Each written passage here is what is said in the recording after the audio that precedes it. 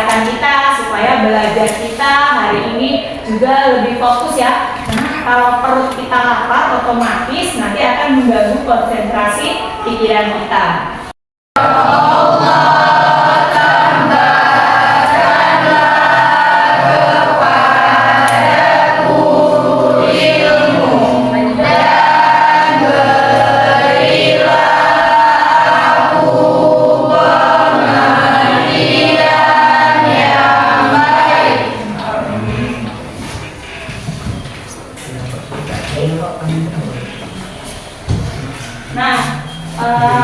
Ibu akan mengecek hari ini siapa yang tidak hadir ya ketua kelasnya? 2 orang tidak hadir. Ya, siapa aja? Padahal sakit, Televalu izin. Oh ya, padahal sakit apa ya? Ada yang tahu nggak? Padahal sakit apa? Demam ya mungkin ya, karena lagi musim hujan ya sekarang. Kita sudah belajar tentang virus. Nah, masih ingat nggak apa itu virus? Masih ya. Siapa yang masih ingat apa itu virus? Iya, Sekar. Silakan Sekar.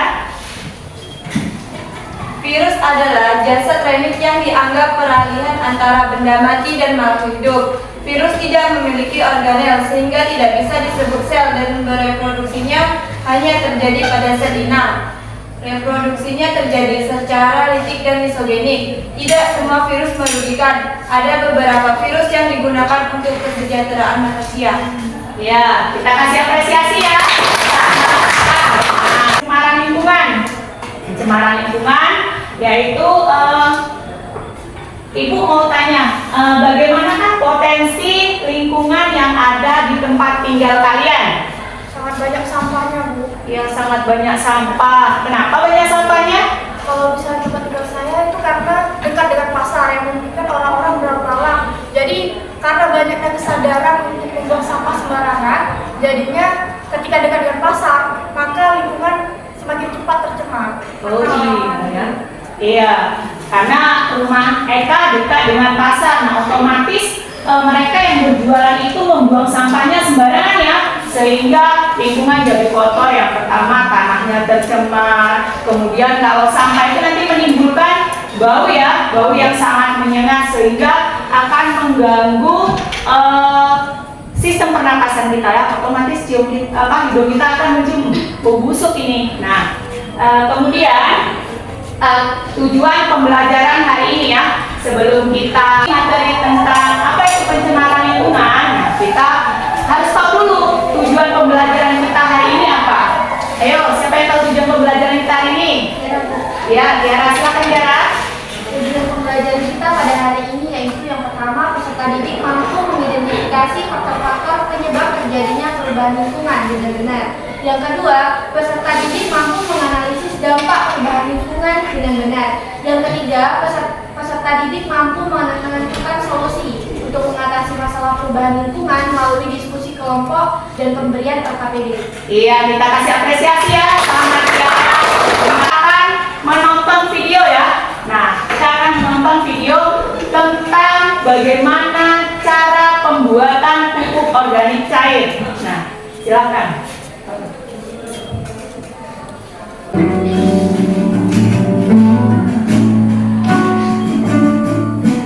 Salam hijau Restu, salam organik. Kali ini saya akan membuat pupuk organik cair tinggi kalsium dari cangkang telur.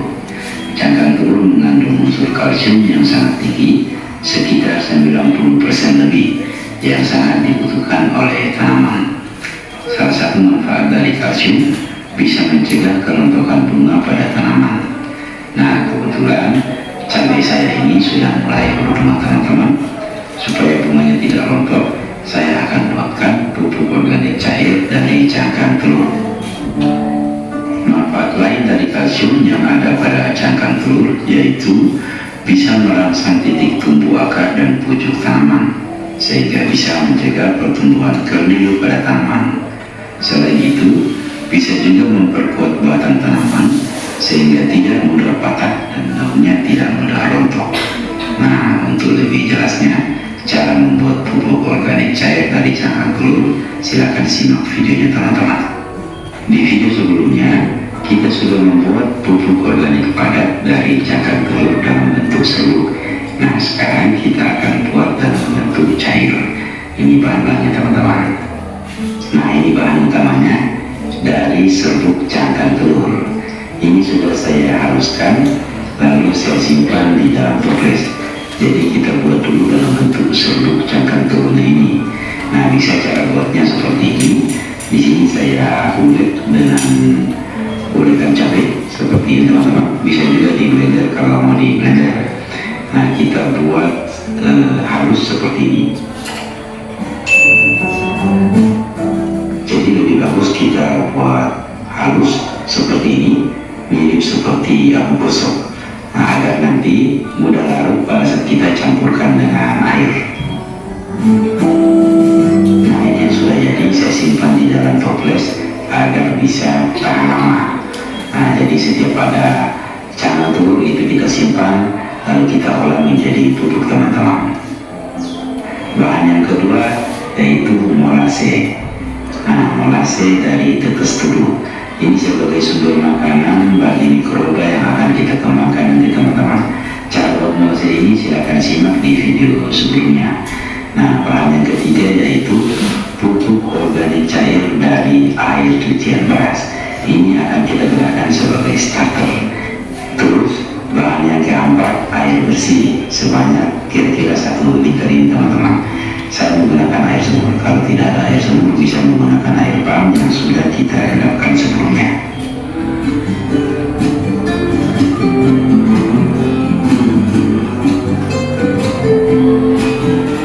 Satu liter air ini kita tambahkan 5 sendok serbuk dari cangkang telur.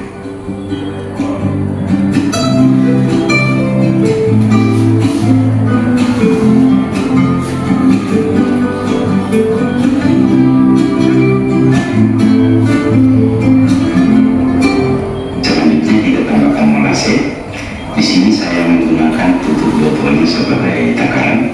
Saya tambahkan 4 tutup botol dari molase ini. Kalau tidak ada molase, bisa kita gantikan dengan gula merah atau gula pasir sebanyak 4 sendok.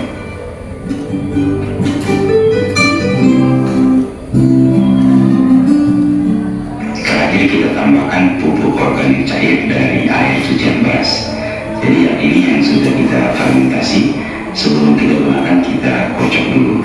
Cara buat pupuk organik cair dari air cucian beras ini silakan simak di video sebelumnya teman-teman. VOC air cucian berasnya ini saya tambahkan sekitar hampir 200 ml dengan perbandingan 1:5. Jadi VOC nya 200 ml kita campur dengan 1 liter air bersih.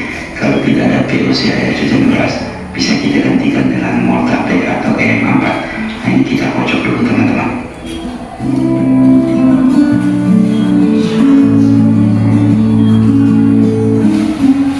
Usahakan botolnya ini tidak kita isi full.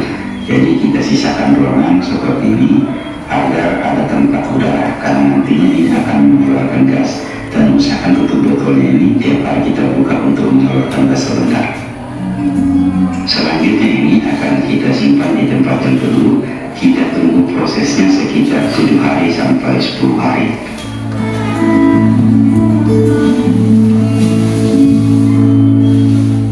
Ini setelah 10 hari kita akan cek. Biasanya kalau sudah jadi tidak mengeluarkan gas. Nah, ini kita cek dulu. Nah, sudah tidak ada gasnya teman-teman, dan aromanya sudah berbau seperti aroma tape, jadi sudah siap kita gunakan. Cara menggunakannya, pertama kita siapkan air bersih. Di sini airnya sekitar 2 liter. Nanti akan kita campur dengan VOC cangkang telur yang sudah jadi ini. Nah, kita kocok dulu sebelum kita campur. Untuk takaran perbandingan campurannya 1:. Kira-kira dari video tadi yang ditayangkan,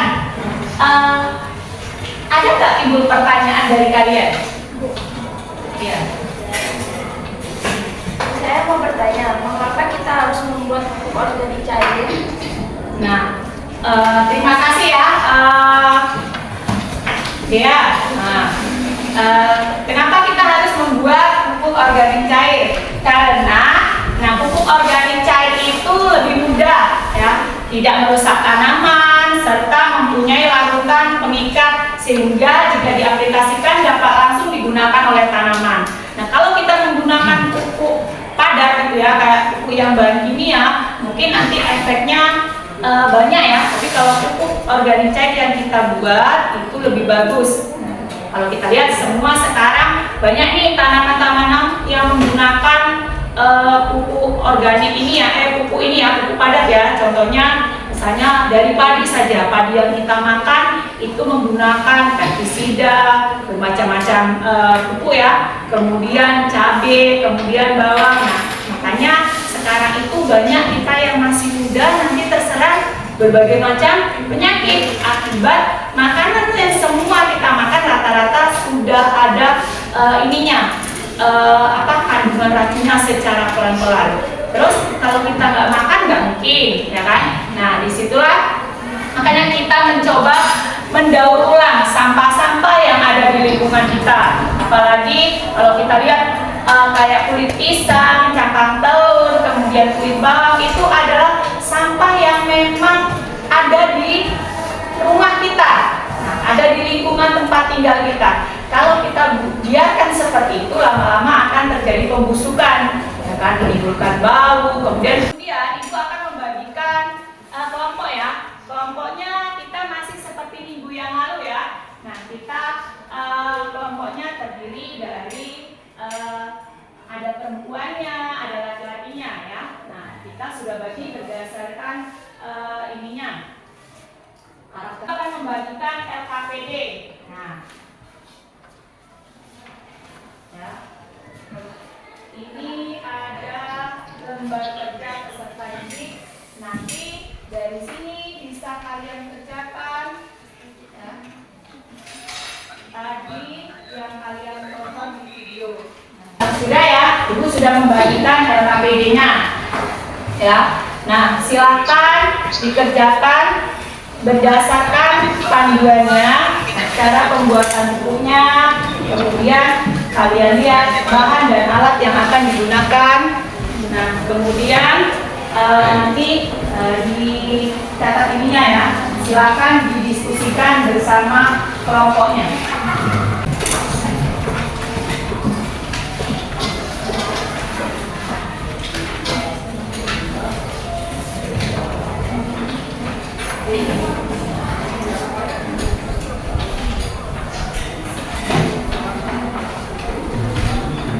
Dicari solusinya ya, solusi pembuatan proyeknya.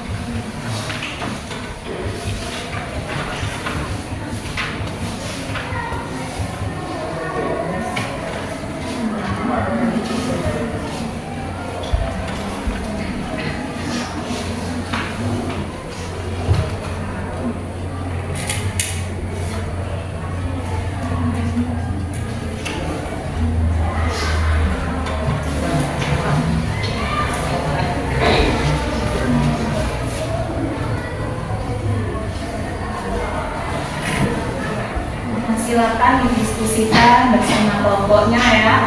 Nah, yang ada di LKPD berdasarkan sesuai dengan buku yang akan kalian buat. Nah, nanti cari solusinya.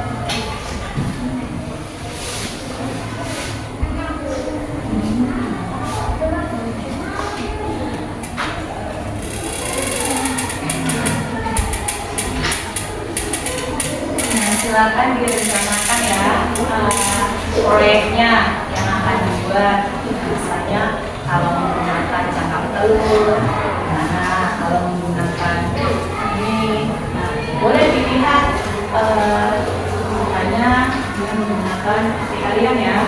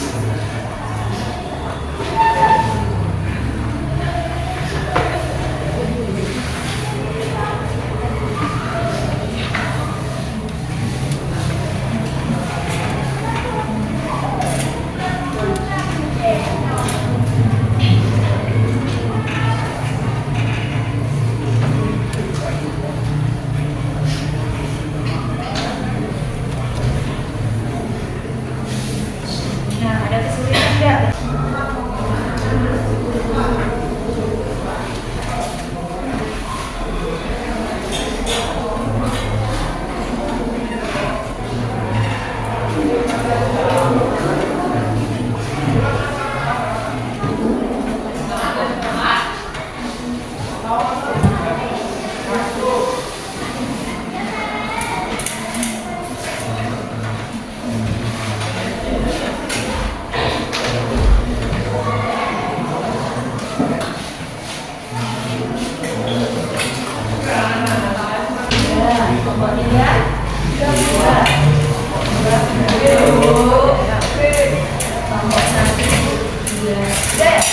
Nah, sekarang silahkan presentasikan ya. Nanti kita mulai dari kelompok 1 ya yang presentasi. Silahkan ke depan dipresentasikan hasil produknya, apa yang dibuat. Nah, Untuk bahan fermentasi, selanjutnya ada gula, ada juga cangkang telur yang sudah kita jadikan bubuk dan sudah disangrai. Lalu selanjutnya ada bahan utamanya yaitu kulit pisang. Dan selanjutnya ada EM4 ataupun molase yang akan kita gunakan untuk fermentasi. Baiklah, di sini kita akan menjelaskan langkah awal untuk membuat fermentasi pupuk organik dari kulit pisang. Yang pertama, kita siapkan wadahnya terlebih dahulu. Lalu selanjutnya kita masukkan air leri ataupun air cucian beras ke dalam wadah.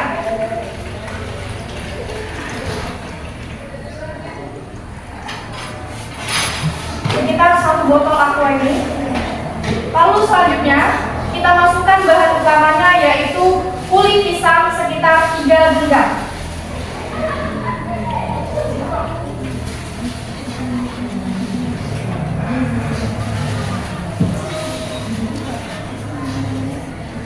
Nah, kalau sudah, maka selanjutnya kita akan fermentasi dengan cangkang telur yang sudah kita jadikan bubuk. Ini sekitar 1 genggam, dituang semuanya.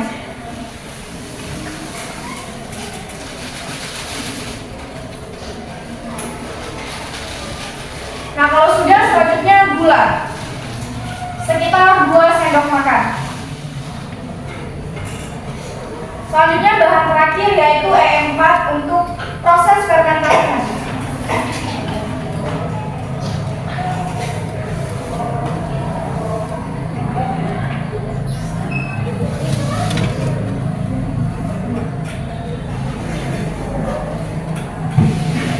Nah, kalau sudah seperti ini, maka selanjutnya kita aduk.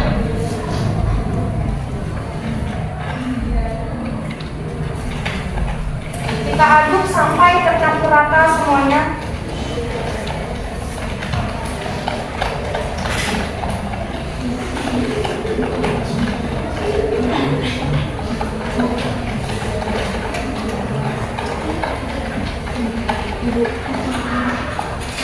Kulit pisang ini sebenarnya juga bisa di-blender agar memudahkan pelautan. Akan tetapi jika dicincang seperti ini juga bisa.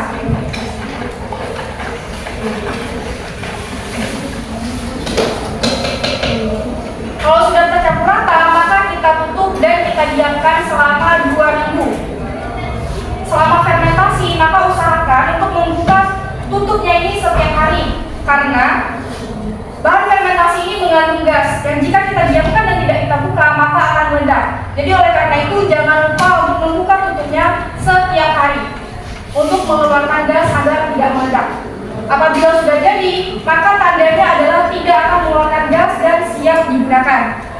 Kami sudah membuat fermentasinya selama sekitar 1 minggu, ini dapat dilihat kulit pisangnya. Setelah 2 minggu, maka ini siap untuk digunakan. Adapun cara menggunakannya ada dengan 2 cara, yaitu disemprotkan ke daun ataupun dikocorkan ke tanaman. Untuk disemprotkan ke daun, maka perbandingannya adalah 1 liter air dengan 10 mili ini pupuk organik. Pupuk organik ini sangat banyak manfaatnya. Salah satunya adalah untuk merangsang pertumbuhan tanaman yang menyebabkan tanaman menjadi lebat dan cepat berbuah. Oleh karena itu, jika kita melihat kulit pisang ataupun sampah-sampah seperti kulit bawang, maka lebih baiknya kita menggunakannya untuk pupuk organik agar tidak mencemari lingkungan dan juga dapat silakan siapa yang mau bertanya, dikasih kesempatan sama kelompok. Ketika kalian membuat proyek, apakah ada kendalanya? Ada. Apa kendalanya? Menunggu hasil fermentasi, karena kan kita mau fermentasinya selama 2 minggu. Terdapat kesulitan yaitu apabila salah takaran, di mana seharusnya selama 2 minggu gas itu tidak ada, tapi apabila kita salah takaran, maka gas tersebut masih ada, sehingga pupuk yang kita buat seringkali gagal ataupun tidak bisa digunakan. Oh iya ya, berarti ada kendala ya ketika kita tidak pandai untuk membuatnya ya, artinya salah takarnya, kemudian lagi ketika pembuatannya itu menunggu fermentasinya sangat lama. Kesimpulan dari materi hari ini yaitu tentang pembuatan pupuk organik cair. Ya, silakan Eka, kesimpulan dari proyek kita hari ini. Baik, dari materi dan juga hasil diskusi yang telah kita kerjakan selama hari ini, maka kesimpulan yang dapat kita ambil adalah pencemaran lingkungan sering terjadi dan sering kita lihat terjadi di lingkungan sekitar kita. Oleh karena itu, maka pembuatan pupuk organik dapat meminimalisir terjadinya pencemaran lingkungan. Dengan pembuatan pupuk organik, maka kita dapat menyehatkan lingkungan kita dan juga mengurangi pencemaran yang disebabkan oleh sampah-sampah organik maupun sampah-sampah non-organik yang ada di sekitar kita. Aplikasi ininya ya, kuisisnya, itu sharingnya ya. Nah, itu ada soal, silakan dikerjakan. Kita akan materi minggu depan ya. Minggu depan materi kita yaitu masih tentang pencemaran lingkungan. Cuman cara pengolahan limbahnya ya, penanganan limbahnya. Nanti di situ ada bermacam-macam limbah ya. Ini tadi kan kita katakan yang kita buat pupuk organiknya, tapi minggu depan kita akan berbicara penanganan limbahnya. Kita mengakhiri pelajaran kita pada hari ini. Nah, jangan lupa tetap menjaga kesehatan supaya kita tetap sehat ya. Kalian tetap semangat, besok bisa belajar lagi dengan penuh semangat.